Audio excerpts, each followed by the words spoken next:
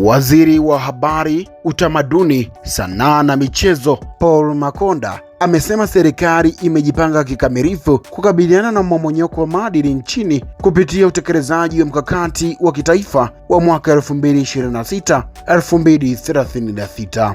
Akizungumza leo Aprili 29, 2026 jijini Dodoma wakati wa uzinduzi wa mkakati huo, Makonda amesisitiza umuhimu wa ushirikiano kati ya serikali, wazazi, taasisi za dini na jamii kwa ujumla katika kurejesha na kulinda maadili ya Kitanzania. Ameeleza kuwa mkakati huo unalenga kuimarisha misingi ya maadili mema hasa kwa vijana, sambamba na kudhibiti mienendo inayokiuka maadili katika jamii na mitandao ya kijamii. Mimi ni Friday Mongomare na hii ni Baharia TV Dodoma. Pili, viongozi wa dini, mila na jamii kuhamasisha uwajibikaji wa jamii, kukemea fikra na mienendo ya wanajamii iliyo kinyume na maadili. Na hapa naomba niseme kidogo, kwa sababu bahati nzuri taifa hili pia linaponzwa na uoga. Yaani tuna viongozi wa oga kiasi kwamba sio tu waoga, nafikiri na ndoto ya kutaka kupendwa. Unajua tumeingia kwenye ugonjwa wa kutaka kupendwa. Siku hiyo kwa namwambia rafiki yangu mmoja, unajua shida kwambia rafiki yangu, unajua shida nyinyi mnaotaka urahisi, muda mwingi mnataka kupendwa. Yaani hata pala ambapo kuna mambo ya msingi mnatakiwa kusimama kukemea, mnahisi kama mtaharibu kula. Yaani unataka mwizi akupende, mlarushwa akupende, yaani kibaka naye asikuseme vibaya. Sasa hii kasumba imeenda mbali zaidi.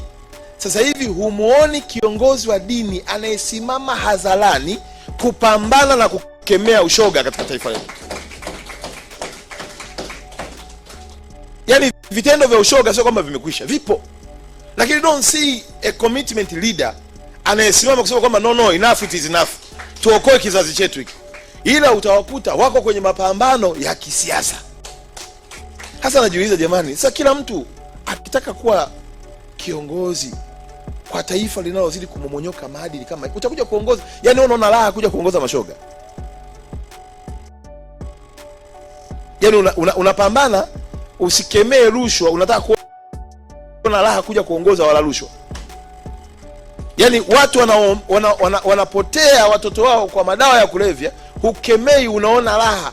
Yani usikii, mimi natafuta hapa, yani kuiona ile strong message kama ambavyo tunaziona za kisiasa zinazogonga na kuwafanya watu wasio biashara madawa kulevya sio biashara sahihi.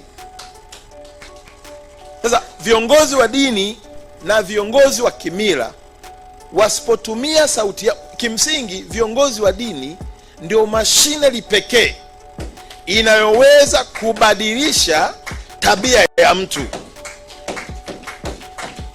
Sasa mimi naomba niwaombe viongozi wa dini, hawa wanasiasa wa ngazi za huku juu, achana nao. Tuhangaika kutengeneza watoto wetu huku chini. Yaani tusihangaike na matawi, kwa sababu hawa mnaowalaumu kila siku ni waumini wenu. Ni waumini wenu, wana dini zote, Wakristo na Waislamu. Mnapiga kelele juu ya rushwa, hawa wala rushwa ni waumini wenu. Yaani wauza madawa ya kulevya hawa ndio watoa sadaka, ni waumini wenu. Asante kwa kuifuatilia Baharia TV. Usisahau kulike, kusubscribe, kucomment na kushare.